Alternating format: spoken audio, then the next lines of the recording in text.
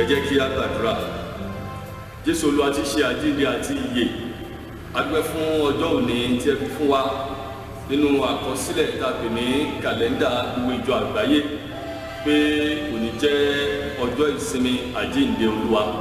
Ọlọ́run ẹ gba ọpẹ́ wa bí a ṣe lọ sínú ọ̀rọ̀ yín, ẹ bá wa sọ̀rọ̀ Olúwa, ọ̀rọ̀ náà kó yé wa, ó sì fún wa ní ìsinmi àti àlàáfíà lórúkọ Jésù Kristi agbára wa, àmín.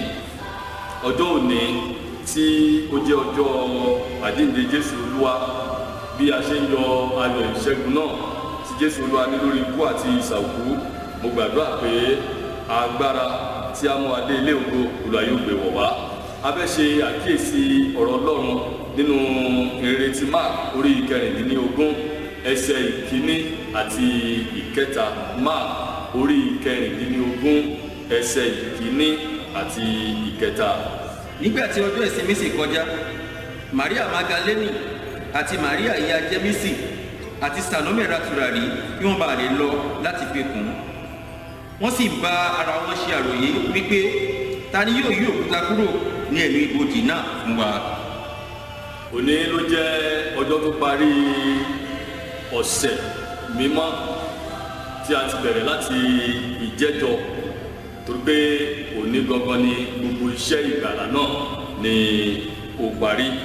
Ní ẹsẹ̀ ìkẹta ìwé Mark tí a kà bẹ́ẹ̀ láti rí àkọlé ọ̀rọ̀ Olúwa. Ta ni yóò yí òkúta kúrò? Ta ni yóò yí òkúta kúrò? Who shall roll away the stone? Nínú àwọn ajínrere mẹ́tẹ̀ẹ̀ta tí àwọn ọ̀jọ̀gbọ́n pè ní synoptic gospel, ìrere Matthew, ìrere Mark àti ìrere ti Luke, ẹni tó bẹ̀ kọ àkúnrẹ́rẹ́ jù lórí ìṣẹ̀lẹ̀ tó ṣẹlẹ̀ lónìí òun ni alàgbà tá a pè ní Mark yìí. Torí pé tá a bá wo ìrere ti Matthew, ìrere Luke àti ti Mark yìí, a ó rí nǹkan kan díẹ̀ tó yàtọ̀ níbẹ̀. Ọ̀rọ̀ tí Mark sọ gangan ló fi ìdí ìjayà àti ohun tó wà ní ọkàn àwọn ọmọ ẹ̀yìn àti àwọn tó lọ sí ibi ibojì Jésù ló fi hàn. Ní inú ìwé Matthew chapter 28 ẹsẹ̀ ìkíní sí ìkẹta, ohun tá a kọ níbẹ̀ ni pé àwọn Maria ìyá Jésù, Maria Magdalene àti Salome ń ṣe ni wọ́n ń lọ gbàtọ́ lẹ̀ dé ibi ibojì, wọ́n rí pé a ti yí òkúta kúrò. Bákan náà ni ìwé Luke lòun náà sọ pé ìgbà tó ń dé ibi ibojì a ti yí òkúta kúrò. Ṣùgbọ́n ajínrere Luke òun ló jẹ́ ká mọ̀ wípé àwọn ènìyàn wọ̀nyí ọkàn wọn wà nínú ìbẹ̀rù, ọkàn wọn gbọgbẹ́ nítorí ìṣẹ̀lẹ̀ tó ṣẹlẹ̀ sí wọn. Ìbéèrè tó ń béèrè lọ́wọ́ ara wọn nínú ọkàn wọn ṣe rìnrìn àjò lọ sí ibojì ni pé ta ni yóò yí òkúta kúrò? Ẹsẹ̀ kẹrẹ́lẹ̀ sọ pé ìgbà tí wọ́n dé ibi ibojì náà àti yí òkúta kúrò. Ìbéèrè yìí ó jẹ́ ìbéèrè fẹ́ pé a lè sọ pé ẹnikẹ́ni lè béèrè lónìí nítorí ìṣẹ̀lẹ̀ tó ń ṣẹlẹ̀ nínú ayé, tàbí ìṣẹ̀lẹ̀ tó ń ṣẹlẹ̀ sí ẹnì kọ̀ọ̀kan wa, tàbí àwọn ìṣẹ̀lẹ̀ wọ̀nyí tó ń ṣẹlẹ̀ nínú ìjọ Ọlọ́run. Ohun tí ó farahàn nínú ìṣẹ̀lẹ̀ tòní ni pé ìjáyà àwọn ọmọ ẹ̀yìn, ìjáyà àwọn tó fẹ́ Jésù, ìjáyà ìyá Jésù, ìbẹ̀rù àwọn ará Jésù, ìbẹ̀rù àwọn ará ìgbàanì tó ń gbé pẹ̀lú Jésù, wọ́n dẹ̀ gba Jésù gbọ́. Both people that we call the secret disciples and the open disciples, they were all afraid. Ṣùgbọ́n nínú ọjọ́ òní tí Jésù jíǹde, àmú ìbẹ̀rù àti ìjayà wọn kúrò.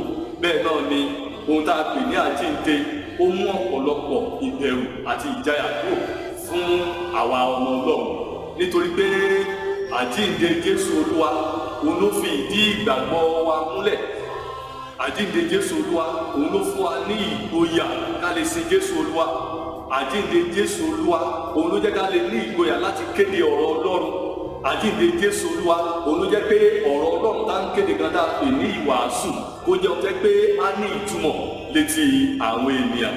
Àbálájọ tí Paul wípé bí Jésù Olúwa ò bá jíǹde a jẹ́ pé asán ni ìgbàgbọ́ wa, asán sì ni ìwàásù wa pẹ̀lú. Kì í ṣe yẹn nìkan, ìlàkàkà wa, ìtiraka wa, ìgbìyànjú wa nínú Jésù Olúwa kò bá já sí asán ká sọ pé Jésù Olúwa kò bá jíǹde. Ṣùgbọ́n nítorí pé ó jíǹde, àmú gbogbo ìfòyà àti ohun tó yẹ pé ó lè jẹ́ ìdènà àmú kúrò ní ọ̀nà wa. Àjíǹde Jésù Olúwa jẹ́ pé ìkélé tá a fi sí ẹnu ọ̀nà tẹ́ḿpìlì kò bá rántí nínú ìwé Jẹ́nẹ́sísì orí 3 nígbà tí a ti lé àwọn baba ńlá wa àkọ́kọ́ Ádámù àti Éfà tá a lé wọn jáde nínú ọgbà Édẹ́nì. A sọ pé a fi ìdènà dé ọgbà Édẹ́nì kí ẹnikẹ́ni kó má lè ní àǹfààní láti wọbẹ̀ lọ. Ṣùgbọ́n nítorí pé Jésù Olúwa jíǹde àti mú gbogbo ìdènà yẹn kúrò, gbogbo ìkélé tẹ́ḿpìlì gbogbo ẹ̀ àti mú kúrò. A ní àǹfààní láti sin Olúwa láì sí ìbẹ̀rù àti ìfòyà. Eléyìí nìkan kọ́, àjíǹde Olúwa ó fi ọkàn wa balẹ̀ pé nígbà tá a bá parí ìrìn àjò ayé yìí a ní ibi tá a máa dé sí. Torí pé àwọn ìbéèrè yóò máa wá sí ọkàn ọ̀pọ̀lọpọ̀ náà lẹ́kọ̀ọ̀kan. Tí mo bá sin Olúwa, tí mo bá fi ayé mi fún, tí mo fi gbogbo nǹkan wọn tí mo ní, tí mo fi kí yóò jẹ́ èrè mi. Àjíǹde Jésù Olúwa òun ló fún wa ní ìdáhùn sí gbogbo àwọn ìbéèrè tó lè fa ìjáyà àti ìbẹ̀rù nínú ọkàn wa. Tó náà gẹ́gẹ́ bí ọmọ Ọlọ́run, bí àwọn wọ̀nyí kan ṣe béèrè pé ta ni yóò yí òkúta kúrò níwájú ibojì fún wọn. Ta lè rí pé Ọlọ́run ṣe ìyá láti yí òkúta kúrò kó tó di pé wọ́n débẹ̀. Bẹ́ẹ̀ náà la sọ fún gbogbo ọkàn tó ń gbọ́ ọ̀rọ̀ yìí lónìí pé èmi ò mọ ohun tó lè jẹ́ ìbéèrè nínú ọkàn wa, pé ta ni yóò bá mi ṣe, ta ni agbára rẹ̀ ká, ta ni ó lè ṣe yìí, ta ni ó lè ṣe tọ̀hún. Ẹnìkan ṣoṣo tí ó lè ṣe òun náà ni Ọlọ́run. Kó tó di pé àwọn ènìyàn yìí kọ́ tó gbé wọn dé ẹnu ibojì àti rán áńgẹ́lì Ọlọ́run sí ibi ibojì, a sì ti yí òkúta kúrò, èyí tí ṣe òkúta ìdìgbòlù tí ò ní jẹ́ kán rí Jésù Olúwa. Torí náà ohun gbogbo tó lè máa ṣẹlẹ̀ nínú orílẹ̀-èdè ayé lónìí, ohun yóò tó kí a lè máa là kọjá lórílẹ̀-èdè ayé lónìí, ìbéèrè yóò tó ká lè máa béèrè láti inú ọkàn wa pé ta ni yóò bá wa ṣe. Ẹ jẹ́ ká tiẹ̀ wá sílé èyí tó ń ṣẹlẹ̀ lọ́wọ́lọ́wọ́ tá a pè ní àjàkálẹ̀ àrùn tó mú ẹ̀mí àwọn ènìyàn lọ, tá a pè ní COVID-19 coronavirus tó ń pa àwọn ènìyàn bí apẹran. Ìbéèrè tó máa wá sínú ọkàn ọ̀pọ̀lọpọ̀ ni pé ṣé Spain ló lè bá wa ṣe ni? Ṣé China ló lè bá wa ṣe ni? Ṣé India ló lè bá wa ṣe ni? Ṣé USA ló lè bá wa ṣe ni? Ṣé àwọn orílẹ̀-èdè alágbára ní àgbáyé ló lè bá wa ṣe ni? Ohun tó jẹ́ ìdáhùn ni pé agbára wọn ò ká, wọn ò lè ṣe, ọgbọ́n wọn ò lè gbé. Ẹnìkan ṣoṣo tó lè bá wa ṣe òun ni Ọlọ́run. Ẹni tó rán áńgẹ́lì láti yí òkúta ìdìgbòlù, òkúta wàhálà, òkúta ìdíwọ́, òkúta ìdádúró tó lè yí kúrò níbi ibojì àwọn ibi tí àwọn ọmọ Ọlọ́run tó ń lọ wo Jésù Olúwa. Ọlọ́run nìkan ló ní agbára. A dẹ̀ ń sọ fún àwa náà lónìí pé ohun yóò tó kí ó lè jẹ́ òkúta ìdìgbòlù tàbí ìbéèrè tó ń sọ kúlẹ́kúlẹ́ nínú ọkàn wa pé àìsàn tí mo ń là kọjá yìí ṣé màá lè là á nì báyìí, ta ni yóò bá mi ṣe? Àìní yìí tó ń bá ayé mi fínra yìí, ta ni ó ní agbára láti mú un kúrò? Ìgbàgbọ́ mi tó ń ṣe ségesège yìí, ẹ̀ṣẹ̀ lónìí, ìwà mímọ́ lọ́la, ta ni yóò mú ẹsẹ̀ mi dúró? Gbogbo bí ọrọ̀ ajé bó ṣe dorí kodò àti bí gbogbo rẹ̀ ṣe wà nínú ojú kan yìí, ta ni yóò yí ìgbà padà? Ẹnìkan ṣoṣo tó lè yí ìgbà padà òun ni Ọlọ́run. Òun ló ran Màríà Magdalene lọ́wọ́, òun ló ran àwọn ọmọ ìfẹ́ pé ó kóra jọ láti lọ sí ibi ibojì lọ́wọ́ láti yà wọ́n lẹ́nu. A yí òkúta náà kúrò. Mo dẹ̀ gbàdúrà pé bí a ṣe ń ṣe ọdún àjíǹde lónìí, gbogbo òkúta ìdìgbòlù, gbogbo òkúta ìnira, gbogbo òkúta ìpọ́njú tó lè wà nínú ayé wa, òkúta ẹ̀ṣẹ̀, òkúta àìwà bí Ọlọ́run, òkúta ìgbàgbọ́ tó ń bẹ ní iwájú wa lónìí, agbára ọ̀run áńgẹ́lì tó lè yí àwọn òkúta yìí kúrò kí a bá lè di òmìnira. Lórúkọ Jésù Olúwa yóò yí wọn kúrò ní iwájú wa. Ohun tí Ọlọ́run kan fẹ́ kí a ṣe ni pé àwọn èèyàn wọ̀nyí bí wọ́n ṣe ń lọ, ó lè jẹ́ pé ìbẹ̀rù ń bẹ nínú ọkàn wọn nítòótọ́, ṣùgbọ́n láti ṣàkíyèsí àwọn ẹ̀kọ́ tá a kọ́ lára wọn. Number 1, wọ́n ní ìfẹ́ Jésù dénúdénú. A gbọ́dọ̀ rí pé a ní ìfẹ́ Ọlọ́run wa dénúdénú. A ò gbọ́dọ̀ máa ṣe ẹsẹ̀ kan ilé ẹsẹ̀ kan òde. Ó jẹ́ pé Ọlọ́run tá a gbà yìí ká gbà tọkàntọkàn, ká dẹ̀ nífẹ̀ẹ́ rẹ̀ dénúdénú, ká fi ọkàn wa, èrò wa, ìṣe wa, ẹ̀mí wa ká fi fẹ́ Ọlọ́run. Gẹ́gẹ́ bí ìwé Deuteronomy orí 6 bí ó ti sọ ẹsẹ̀ 4 àti 5. Tá a bá lè fẹ́ Olúwa tọkàntọkàn, kò sí ohun tó lè jẹ́ òkúta ìdìgbòlù ní ojú ọ̀nà ayé wa.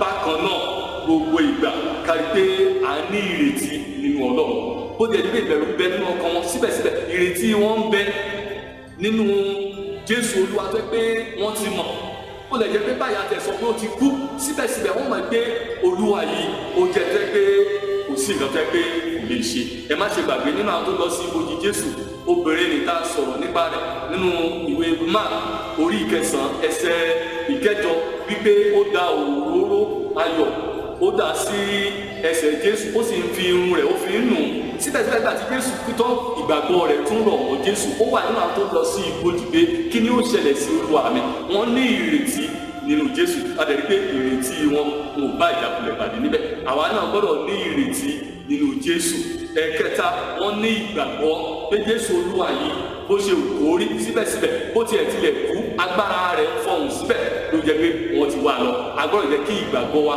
kó túbọ̀ tó dúró nínú Jésù ẹ̀kẹrin wọn ò jẹ́ kí ohunkóhun ó ṣe ìdíwọ́ fún àwọn tó wá jẹ́ pé láti ilé wá wọ́n ti wò pé àwọn òkú mọ nǹkan tí ó ṣẹlẹ̀ wọn ò tiẹ̀ ní gbé rárá tàbí pé ìgbà tí wọ́n ti ṣàkíyèsí pé òkúta tó ń bẹ lójú ọ̀nà ọkàn wọn ò bá ti rẹ̀wẹ̀sì wọ́n sì padà kó jẹ́ kí ọkàn wọn kó rẹ̀wẹ̀sì torí náà àwa náà gẹ́gẹ́ bí ọmọ Ọlọ́run a ò gbọ́dọ̀ jẹ́ kí ọkàn wa kó rẹ̀wẹ̀sì bí a ṣe ń sá eré ìje ìgbàgbọ́ ẹ má ṣe gbàgbé pé Bíbélì sọ pé ọwọ́ wa ò tí ì bà á ná à ń sa pọn à ń sapá à ń lépa títí ọwọ́ wa yóò fi bà á nítorí náà ohunkóhun ò gbọ́dọ̀ dúró ní ọ̀nà wa gẹ́gẹ́ bí òkúta ìdìbòlù tó lè mú agbára sí àyè tàbí tó lè mú aronú pé a ò tún sin Ọlọ́run mọ́ bí Olúwa ti ń bẹ tí ẹ̀mí rẹ̀ ń bẹ ogun tí a ti ẹ̀ ń jà lọ́wọ́lọ́wọ́ tó jẹ́ ogun gbogbo ayé kì í ṣe ogun orílẹ̀-èdè Nàìjíríà nìkan kì í ṣe ogun àwọn aláwọ̀ dúdú nìkan kì í ṣe ogun àwọn ènìyàn aláwọ̀ funfun nìkan ogun gbogbo àgbáyé ni àti gbọ́n tó ṣẹlẹ̀ ní Spain agbọ́n tó ṣẹlẹ̀ ní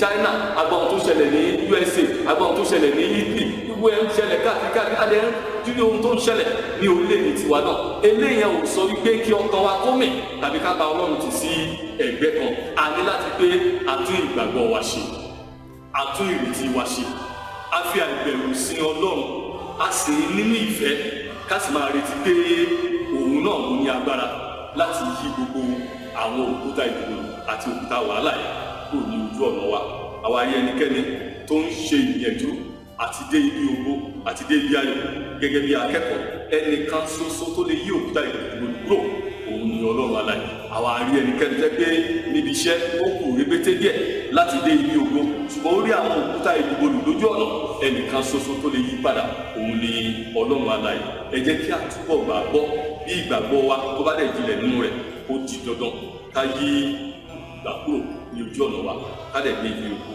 ètò Ọlọ́run ti ṣe fún ayé wa gbàdúrà gbogbo ọmọ ìjọ Trinity Methodist Church Ìtẹ́sí Abẹ́òkúta ohun yóò tí bá jẹ́ òkúta ìdìbò lójú ọ̀nà ẹnikẹ́ni tó gbé Jésù Olúwa jíǹde lónìí àyè wọn kúrò lójú ọ̀nà wa agbàdúrà fún gbogbo ìlú Abẹ́òkúta pátápátá gbogbo ohun tó lè jẹ́ òkúta ìdìbò tó yẹ kí ìlú ìkótópọ̀ tẹ̀síwájú sí lórúkọ Jésù ọ̀run kò yí wọn kúrò agbàdúrà gbogbo Ògùn state gbogbo tó lè máa tó dúró gẹ́gẹ́ bí òkúta ìdìbò ní ojú ọ̀nà wa pé kí state ìkótópọ̀ tó tẹ̀síwájú lórúkọ Jésù Olúwa yóò yí wọn kúrò orílẹ̀-èdè Nàìjíríà náà agbàdúrà fún lọ́wọ́lọ́wọ́ à ń la ìṣòro kọjá tí ogun àìsàn tó ń bá ayé jà lórúkọ Jésù òkúta ìdìbò ló jẹ́ fún àgbà àbáwá yìí kúrò kó agbàdúrà gbogbo ìran ayé gbogbo agbènìyàn káàkiri náà ní ibi gbogbo ohun tó jẹ́ òkúta ìdìbò tó ń ṣe ìdènà tí ò jẹ́ kí àwọn èèyàn wa ó dùn tí ò jẹ́ kí ayọ̀ wa kó kún láti lè sin Ọlọ́run kó dáa ráàyè fún Ọlọ́run gbogbo gbogbo àyè láti dímọ́ wa láti sin Ọlọ́run gbogbo òkúta ìdìbò yìí ìgbà yóò mú wọn kúrò agbára jíǹde á ṣe ìdánù ayé wa ìgbà tó bá lè dé àkókò yìí ní ọdún tó ń bọ̀ gbogbo ayé òkun fún ayọ̀ Ọlọ́run àkí gbogbo agbó ọdún àṣeyíṣe àkọ́dún ẹjọ́ ní báyìí sọ̀rọ̀ Ọlọ́run ní alábòjútó Samuel Ṣẹ̀bọ́lá láti Trinity Methodist Church Ìtẹ́sí Abẹ́òkúta.